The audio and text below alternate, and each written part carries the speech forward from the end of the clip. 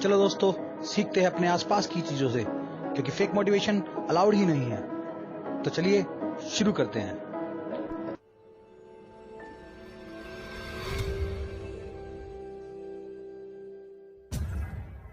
ये कहानी है आसमान के उस परिंदे की जो सबसे ऊंची उड़ान भरता है और लगभग 320 किलोमीटर प्रति घंटे की रफ्तार से उड़ता है। ये कहानी है बाज की। बाज अपने जीवन में लगभग 70 साल जीता है, लेकिन 40 साल तक आते आते उसके 3 महत्वपूर्ण अंग लगभग काम करना छोड़ देते हैं। सबसे पहला उसके पंख पहले से कई गुना भारी हो जाते हैं और वो पहले की तरह ऊंचा नहीं उड़ पाता और उसकी रफ्तार भी पहले जैसी नहीं रहती। और दूसरा उसके पंजे पहले से कई गुना ज्यादा कमजोर हो जाते हैं और ना ही उसमें पहले जैसी पकड़ रहती।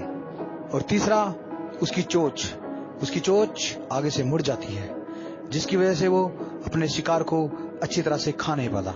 अब जाकर उसके जीवन में ऐसा मोड़ आता है जहां पर उसे सिर्फ 3 ही रास्ते दिखते हैं। सबसे पहला रास्ता जो बाज के पास होता है वो है कि वो अपना देह त्याग दे, मतलब आत्महत्या कर ले।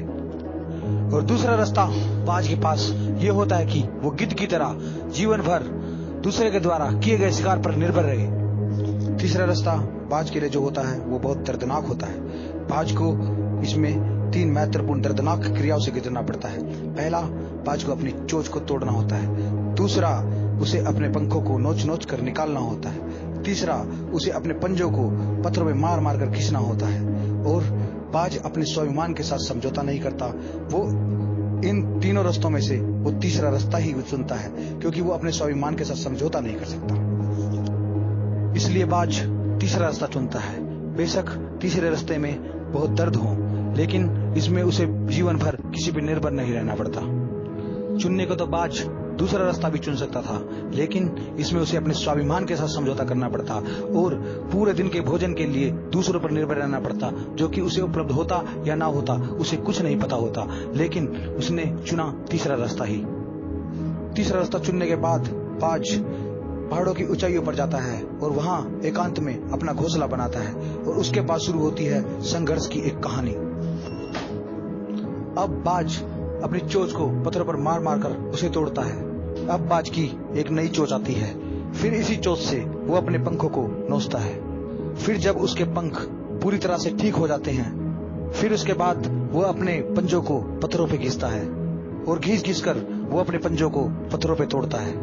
फिर कुछ ही दिनों बाद वही बाज पहले वाला बाज बन जाता है और इस प्रक्रिया में बाज को लगते हैं 150 दिन।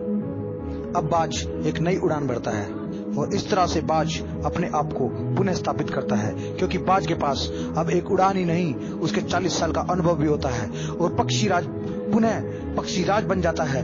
वह यह नहीं सोचता कि वो दूसरों पर निर्भर करे, वह सोचता है तो सिर्फ और सिर्फ अपने स्वाभिमान के बारे में और उड़ता है एक नई उड़ान, एक नया जीवन जो उसे देता है एक नई उमंग और एक नई सोच। तो दोस्तों, हमें बाज के जीवन से यह सीखना चाहिए कि सिचुएशन चाहे जितनी भी बुरी हो, लेकिन कभी भी क्विट करने के बारे में ना सोचे। जिंदगी में उतार चढ़ाव तो आते ही हैं। अगर जिंदगी में उतार चढ़ाव नहीं आए तो वो जिंदगी नहीं रहती। और जिंदगी में कितना भी बड़ा मोड़ आए, कभी किसी दूसरे पर निर्भर नहीं रहना। हर इंसान के जीवन में एक ऐसी घड़ी आती है कि उसे लगता है उसके जीवन में अब कुछ नहीं बचा, लेकिन ऐसा बिल्कुल भी नहीं है। जिस तरह बाज अपने जीवन को पुनः स्थापित करने के लिए 150 दिन लगाता है, कम से कम आप 1 दिन का समय तो लगा सकते हैं। आप उस 1 दिन में सोचिए कि आप क्या कर सकते हैं। आप अपने जीवन को किस तरह से दोबारा से उसी उमंग से, उसी खुशी से, उसी ही पल से भर सकते हैं जो आपके जीवन में पहले था। अगर आपको वीडियो अच्छी लगी हो तो चैनल को सब्सक्राइब करो, लाइक करो और साथ में बेल आइकन को प्रेस करो, ताकि आपको टाइम टू टाइम हमारे वीडियोस का नोटिफिकेशन मिलता रहे। और वीडियो को ज्यादा से ज्यादा शेयर करें। जय हिंद, जय भारत।